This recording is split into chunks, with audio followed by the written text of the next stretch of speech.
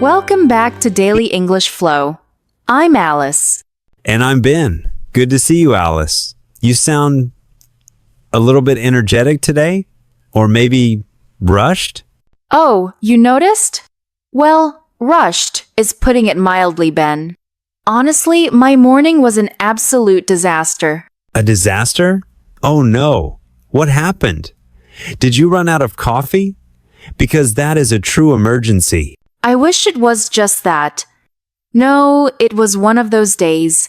You know, where everything that can go wrong does go wrong?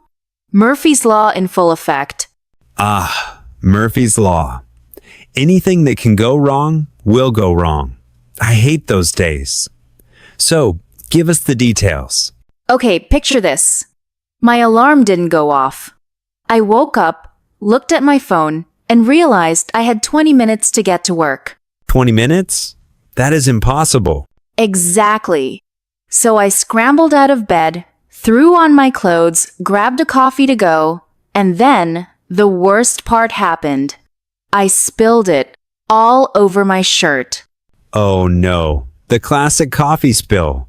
That is the worst way to start the day. Right before a meeting with my boss, too. I felt so unprofessional. And that got me thinking, Ben.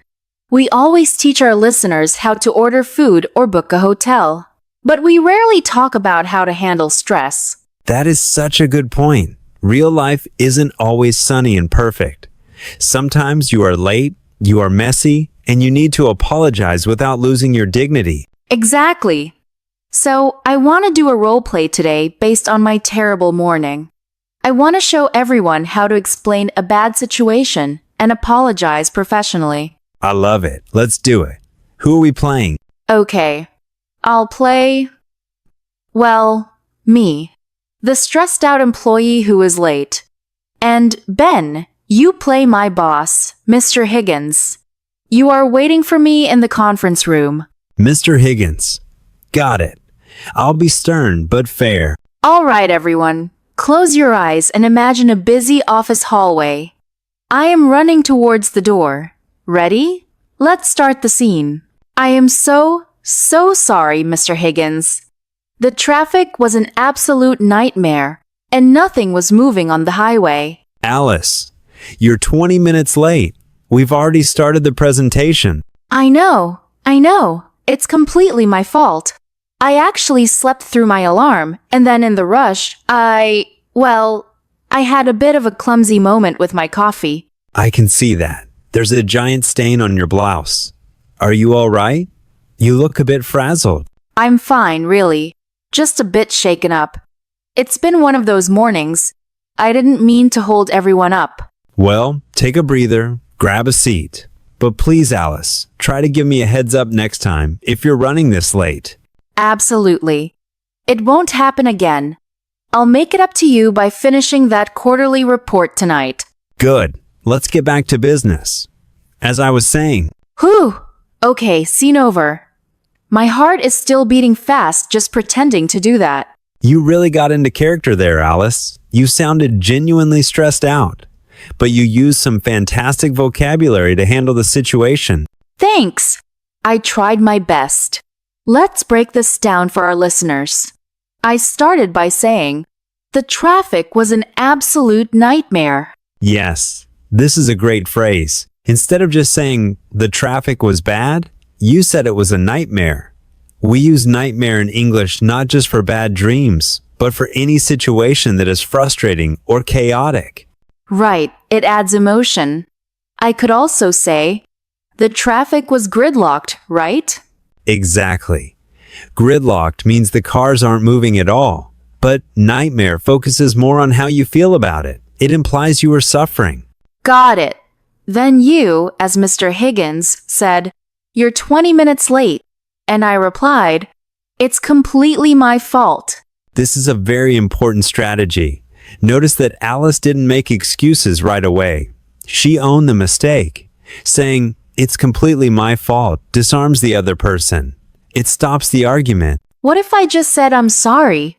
I'm sorry is good, but it's my fault takes responsibility. It shows maturity. A good alternative would be, I take full responsibility. That sounds very professional. Okay, next sentence. This is the truth about my morning.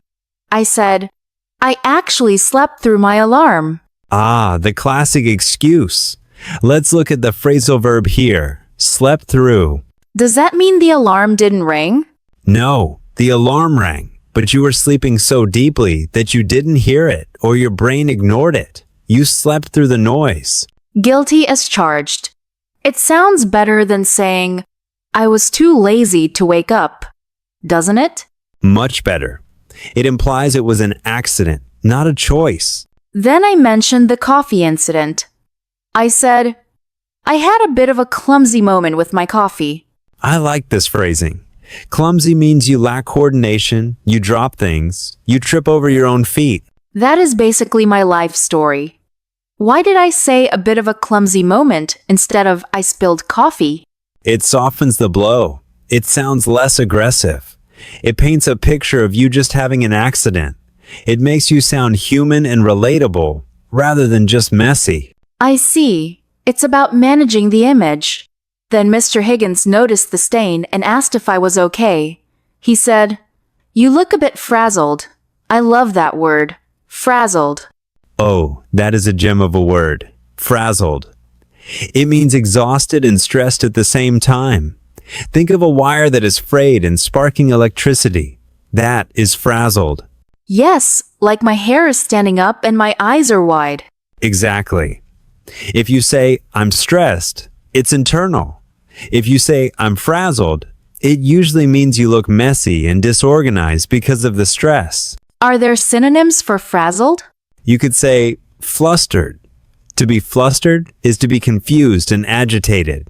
I was so flustered I forgot my keys. Flustered. Nice one. Okay, moving on.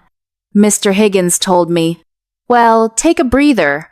Take a breather. This is a very kind idiom. It literally means take a breath, stop rushing, calm down. It's nice when a boss says that. It's permission to relax for a second. Yes, you can also use it in sports or exercise. I need to take a breather before I run the next mile. Then came the warning.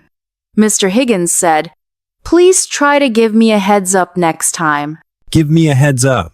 This is essential business English. A heads up is an advance warning or a notification. So, texting him from the car would have been giving him a heads up? Exactly. If you text him at 8:50 saying, I'll be late, you gave him a heads up. If you arrive at 9:20 with no text, you didn't give a heads up. That is why he was annoyed. Yeah, I definitely failed there. And finally, I tried to fix it. I said, I'll make it up to you by finishing that report tonight. This is the perfect way to end an apology. To make it up to someone.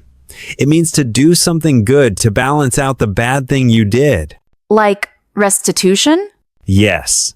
You took time away from the company by being late, so you are giving time back by working tonight. You are making up for it. It's a great phrase for relationships, too. I forgot our anniversary, but I'll make it up to you with a fancy dinner. You better hope a fancy dinner is enough, Alice. I think we've covered every bit of emotion and vocabulary in that scene. Now that you understand the frazzled feeling and the heads-up rule, let's listen to our performance one more time. Focus on the intonation. Listen to how Alice's voice drops when she apologizes. Here we go. I am so sorry, Mr. Higgins. The traffic was an absolute nightmare, and nothing was moving on the highway. Alice, you're 20 minutes late. We've already started the presentation. I know, it's completely my fault.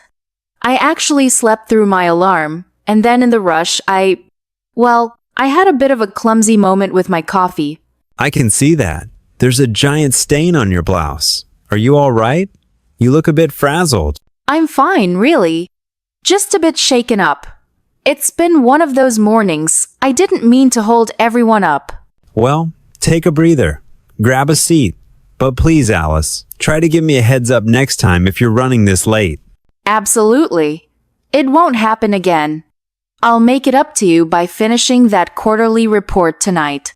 Good. Let's get back to business. As I was saying, Wow. Listening to that again, I really do feel the stress leaving my body now. It's good to analyze it. It makes the scary situation feel manageable. So, Alice, what are the 3 golden nuggets our listeners should take away from today's chaos?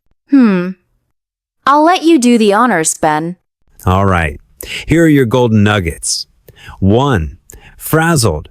Use this when you are stressed, messy, and exhausted. 2. Give a heads up. Always warn people before the bad news happens. 3. Make it up to you. Don't just apologize. Promise an action to fix the mistake. Perfect summary. And hey, to our listeners, have you ever had a frazzled morning like mine? We want to hear your stories. Did you sleep through an alarm? Did you spill coffee on your boss? Hopefully not the boss. Tell us in the comments or send us a message. And if you enjoy this roleplay, please hit that subscribe button and give us a like.